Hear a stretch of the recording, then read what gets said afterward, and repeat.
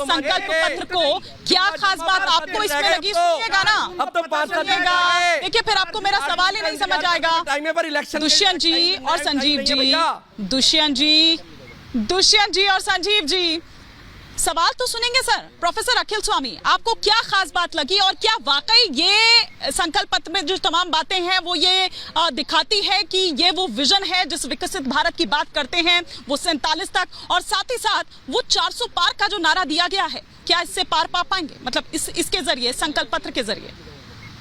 देखिए, मुझे लगता है भारतीय जनता पार्टी का जो भी ये संकल्प पत्र है या जो भी है, इससे मुझे एक ये समस्या लगती है कि नंबर एक जो मोदी जी हैं वो संकल्प लेते हैं, वो कोई कसम खाते हैं, और नंबर दो के अमित शाह जी उसको जुमला बता देते हैं इलेक्शन के बाद। सबसे बड़ी समस्या ये है। यहाँ जितने लोग पैनल में बैठे हैं 70 साल से ज़्यादा की उम्र का केवल मैं हूँ। सीनियर सिटीजन्स को जो रेलवे के अंदर कंसेशन मिलता था वो इस सरकार ने हम लोगों से छीन लिया।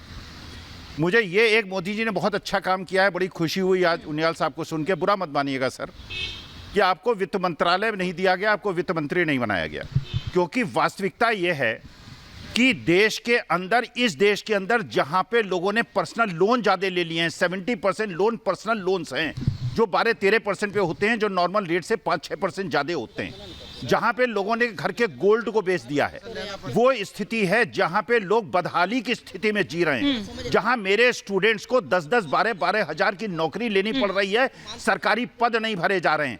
देश में अगर इस प्रकार के पूंजीपतियों के और अडानी को ही कि हाँ मेरे बच्चों को नौकरी करनी पड़ेगी, माँ बाप अपने घर बेच के, खेत बेच के बच्चों को इस कॉलेज में पढ़ा रहे हैं, यूनिवर्सिटी में पढ़ा रहे हैं, उनकी हॉस्टल की फीस और उनकी कॉलेज की फीस 3 गुनी 4 गुनी कर दी गई है।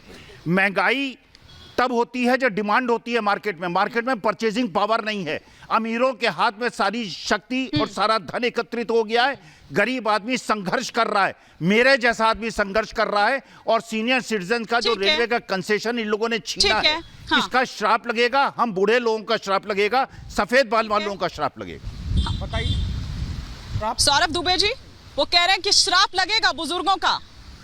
नहीं, श्राप नहीं लगेगा, बल्कि आशीर्वाद मिल रहा है, और 2014 से मिल रहा है, एक लंबे अरसे से। देखिए, गरीब, युवा, महिला, किसान, लोकतंत्र और संविधान, इनको मजबूत करने का संकल्प है। लगातार 2014, उसके बाद 2019 जनता का जो भरपूर आशीर्वाद प्रधानमंत्री श्री नरेंद्र मोदी जी को मिला, वो इस बात का स्पष्ट प्रमाण है कि प्रधानमंत्री जी इस देश की जीत की, इस देश के विकास की जीत की गारंटी बन गए, प्रामाणिक गारंटी बन गए। और जिस प्रकार से अभी बात कर रहे थे कि 70 साल, देखिए मैं बहुत भावुक हूं। आज उन्होंने घोषणा की आयुष्मान योजना की कि 70 साल के जो भी व्यक्ति हैं, चाहे वो गरीब हो, चाहे मध्यम वर्गीय हो, या फिर संपन्न परिवार से हो, सभी को आयुष्मान योजना का लाभ मिलेगा। मतलब 5 लाख रुपए की फैसिलिटी उनको दी जाएगी। जिस प्रकार से आप देखती हैं अनाथ आश्रम में बुजुर्ग पड़े हुए हैं, उनको कोई पूछने वाला नहीं, उनके लिए सोचने वाला है तो कौन है? प्रधानमंत्री नरेंद्र मोदी। महिलाओं के प्रति अगर सोचने वाला कोई व्यक्ति है तो कौन है? प्रधानमंत्री नरेंद्र मोदी। किसानों को अगर जो है लगातार जो है धन निधि दे करके उनको मजबूत करने का प्रयास किया है तो किसने किया है? प्रधानमंत्री नरेंद्र मोदी। युवाओं के लिए जो मुद्रा योजना थी 10 लाख, उसको 20 लाख कर देने का संकल्प लिया। ठीक है सौरभ दुबे जी, आ रही हूँ। अब एक रिएक्शन निवांश शर्मा जी और प्रेम कुमार जी का भी। अब एक रिएक्शन, क्विक रिएक्शन, एक निवांश शर्मा जी भी और प्रेम कुमार जी का भी। निवांश शर्मा जी, आज ये बात भी कही कि भ्रष्टाचारियों पर जो एक्शन है वो जारी रहेगा और इसकी भी गारंटी देते हुए नजर आए। उस पर तुरंत आम आदमी पार्टी जो है वो रिएक्ट करती है। क्या नहीं होना चाहिए क्या ऐसा? नहीं, बिल्कुल होना चाहिए, अच्छी बात है। अगर गारंटी के लिए भी गारंटी देनी पड़े किसी को, तो आप समझ लीजिए कि उसकी गारंटी की जो है वो भी टर्म एंड कंडीशन खत्म हो चुकी है। आपका ओपनिंग रिमार्क मैंने सुना, उसमें बहुत ज़्यादा कन्विक्शन थी। आपने बताया, उत्साह से बताया कि किस तरह से जो है बीजेपी संकल्प पत्र लेकर आ रही है। अभी माननीय प्रवक्ता बीजेपी के, इन्होंने भी कहा कि हम संकल्प पत्र लेकर आ रहे हैं। तो संकल्प करने में तो ये नंबर 1 है, गारंटी देने में नंबर 1 है, गारंटी की गारंटी देने में नंबर 1 है, लेकिन अगर आप इनसे ये पूछ लेंगे कि 2014 से लेकर 2024 तक किया क्या, तो इनके पास कुछ भी नहीं है बताने के लिए। ये बोलते थे 2 करोड़ नौकरी देंगे और युवाओं को जो है इजराइल भेज रहे हैं। ये बोलते थे स्मार्ट सिटीज बनाएंगे। ने गिनवाया ना कि 10 आप साल में देश क्या में किया? एक स्मार्ट सिटी बता दीजिए। ये बोलते थे हॉस्पिटल बनाएंगे। 282 से 303 अकेले दम पर भारतीय जनता पार्टी का ना, ये क्या जनता का जनादेश नहीं था? इन्होंने बोला, आपको यहाँ पर इन्होंने बताना बोला, पड़ेगा कि क्या दिया क्या नहीं दिया। चल जाएगा। मोदी जी ने बता रहे हैं जनता को, रैलियों में बता रहे हैं, आपको बताने की जरूरत नहीं है। इन्होंने बोला कि मैं भावुक हो रहा हूँ। बदल करके देखिए, अभी इन्होंने कहा मैं भावुक हो रहा हूँ आज। अरे सर, आप भावुक तब नहीं हुए थे जब हमारे देश के अंदर रेडी के ऊपर एक महिला को डिलीवरी करनी पड़ती है। आप भावुक तब नहीं होते जब बच्चों को 5 किलोमीटर स्कूल पैदल चल के जाना पड़ता है, नदियां पार करके। आज भी 2024 में आप भावुक तब नहीं होते जब जवान ट्रेनिंग लेकर वापस आ रहे होते और टूटी हुई सड़कों की वजह से बस पलटने से मौत हो जाती है। आज ये इसमें भावुक नहीं हो रहे। आज ये भावुक क्यों हो रहे हैं? ये भावुक इसमें हो रहे हैं क्योंकि इन्होंने संकल्प पत्र लेके आए हैं। आज ये जनता को बेवकूफ बनाने का काम कर रहे हैं। 2014 में प्रेम कुमार जी, एक मिनट, आप दोनों को रोक रही हूँ। एक ओपनिंग कमेंट प्रेम कुमार जी का भी आ जाए। एक ओपनिंग कमेंट प्रेम कुमार जी का भी आ जाए। प्रेम कुमार जी, आपने किया क्या ये बताओ। हमारे देश में आज रेडी के ऊपर एक महिला डिलीवरी करने को आप दोनों को कौन जिम्मेदार है बताओ। सुनिए प्लीज, एक ओपनिंग कमेंट प्रेम कुमार जी का भी आ जाए।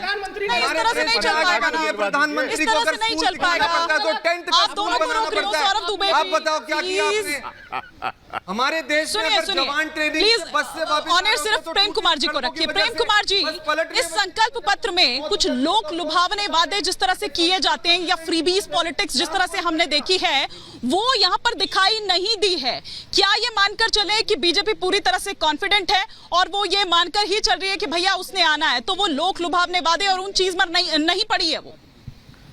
हिमानी जी, जब कोई सत्ता में होता है तो वो अपने कामकाज पर वोट मांगता है। 70 साल के बुजुर्ग को जो आयुष्मान योजना का लाभ देने की बात आज कर रहे हैं, जीत के आओगे तब तो दोगे, अब तक 10 साल क्यों नहीं दिया, ये सवाल बनता है। और दूसरी बात है कि अगर हम लोग बचपन में सब लोग, आपने भी लिखा होगा लेख, अगर आप प्रधानमंत्री होते, मैं कहता हूं, मैं अगर आज प्रधानमंत्री होता तो मैं कहता कि मुझे मौका दो, मैं अगले 5 साल में एक परिवार ऐसा रहने नहीं दूंगा जिसको 5 किलो अनाज देने की जरूरत पड़े। हमारे प्रधानमंत्री तो कह रहे हैं कि हम 5 साल तक 5 किलो अनाज देते रहेंगे। ये कौन सा विकसित संकल्प है? विकसित भारत का संकल्प है क्या? विकसित भारत का संकल्प ऐसा होगा कि हम 5 साल तक हम अनाज देते रहेंगे परिवारों को? ये सवाल है। प्रश्न ये है कि आपने 10 साल में जो नहीं किया उसको बताइए। तो प्रेम जी विरोध कर रहे हैं आप क्यों बीच में बोल रहे हैं? जो अन्न योजना है उसका विरोध करते हैं क्या? बस ये पूछ रहा हूं मैं आपसे। मैं कह रहा हूं कि ये जो बातें कह रहे हैं ना, 10 साल में आपको करके दिखाना चाहिए था कि हमने ये करके दिखा दिया। आपने कहा था कि जब 2022 आएगा, अमृत काल होगा, तब हर घर में नल होगा, छत होगा, आमदनी दुगनी होगी किसानों की, 15 लाख रुपए होंगे, 2 करोड़ रोजगार हर साल होगा। ये बात तो हो गई, बातें फेल हो गई। कैसे विश्वास करें आप पर? ये सवाल है। जनता सारी बातें फेल हो गई संजीव जी, सारी बातें फेल हो गई।